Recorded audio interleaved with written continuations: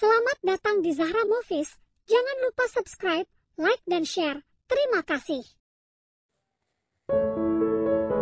Hana terdiam mendengar penuturan panjang lebar dari suaminya itu.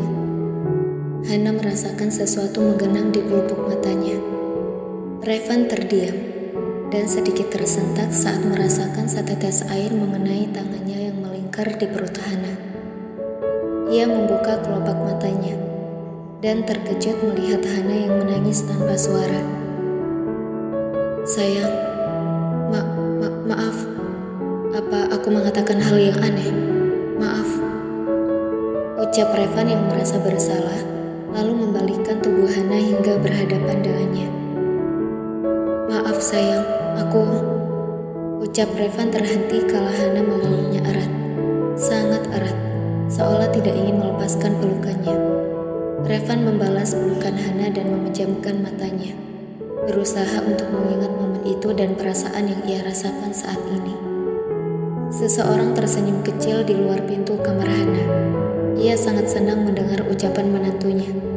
Ia berharap agar semuanya berjalan sebagaimana mestinya.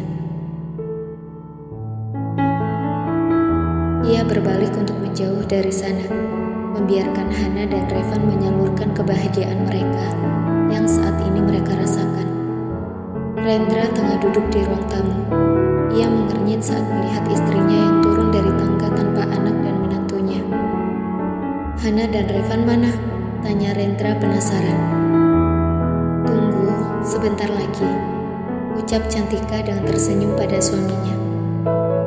"Baiklah," ucap Rendra lalu kembali fokus pada laptop di pangkuannya. 10 menit kemudian, Hana dan Revan menuruni anak tangga. Setelah tadi Hana menangis tanpa henti di pelukan suaminya, membuat Revan harus mandi lagi karena merasa lengket di dada bidangnya. "Ayo makan," ajak Cantika menyadarkan Rendra dari kesibukannya. Hana dan Revan mengangguk lalu berjalan ke meja makan, meninggalkan Rendra yang sedikit terkejut dan segera menutup laptopnya. Mereka makan dalam keadaan hening, tanpa ada yang berbicara, dan hal itu berlangsung hingga mereka selesai makan. Hana dan Revan pamit untuk segera ke kamar mereka. Cantika dan Rendra hanya mengangguk mengerti melihat sepasang suami istri itu. 3 minggu kemudian, sudah 3 minggu berlalu sejak ungkapan Revan pada Hana malam itu, dan juga sudah 3 minggu Gilang tidak mengganggu Hana dan Revan, karena pria itu sudah kembali ke Singapura melanjutkan kuliahnya, dengan berjuta rencana yang berada di kepalanya untuk menemukan Kinara. Saat ini, Hana, Dea, dan Bella berada di kantin kampus. Kedua wanita itu menatap aneh pada Hana yang makan bakso tanpa henti, padahal sudah lebih dari 3 mangkuk masuk ke perutnya. "Kalian tidak makan?" tanya Hana dengan mulut yang mengunyah bakso di mulutnya. Kedua wanita itu menggelengkan kepala mereka. Nafsu makan mereka hilang seketika saat melihat Hana yang juga sudah mengambil dan memakan bakso pesanan mereka berdua. "Nih anak masih waras kan?" bisik Bella di telinga Dea. "Makan kayak gitu, kalau ikut lomba pasti menang," lanjut Bella dengan menatap Hana yang sudah hampir menghamburkan mangkuk ke-6. "Masih waras deh, kalau nggak waras sudah pasti akan mengatakan hal aneh seperti kamu," ucap Dea membandingkan Hana dan Bella. Bella terdiam mendengar hal itu, lalu mereka terdiam saat melihat Hana yang beranjak dari duduknya dan dengan cepat berlari keluar dari kantin.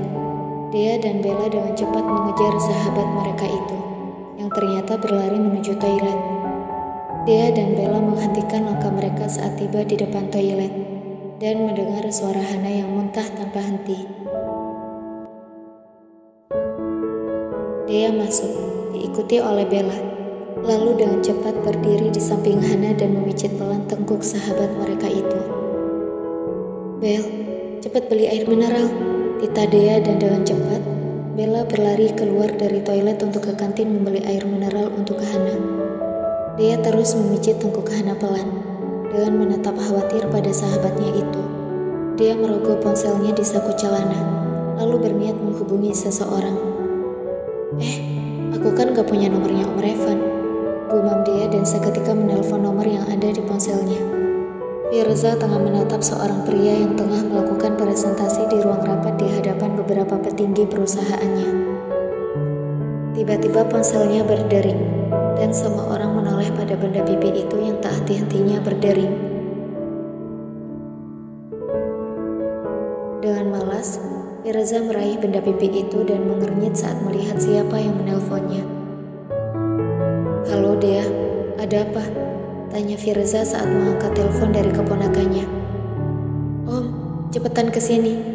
Hana muntah-muntah nih, gak mau berhenti lagi. Wajah Hana udah pucat pasi. Cepetan datang Om," ucap Dea dengan khawatir di seberang telepon. Firza mengernyit mendengar ucapan keponakannya. Dia bukan suaminya, lalu kenapa dia yang ditelepon?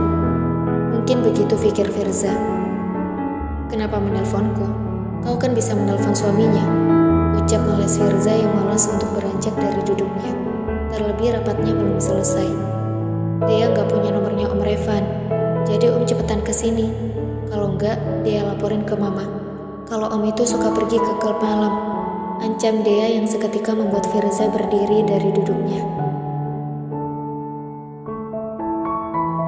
"Simon, kamu yang urus, aku ada hal yang penting," ucap Firza pada sekretarisnya, lalu segera berlari keluar dari ruang rapat itu. Hana segera menyambar botol air mineral yang dibelikan Bella dan meneguknya hingga setengah. Bella dan Dea saling menatap satu sama lain, lalu segera membantu Hana berjalan keluar dari toilet dan mendudukannya di kursi yang berada tidak jauh dari toilet. 10 menit kemudian, Dea duduk di samping Hana dan menatap sedih sahabatnya itu, yang wajahnya terlihat pucat pasi.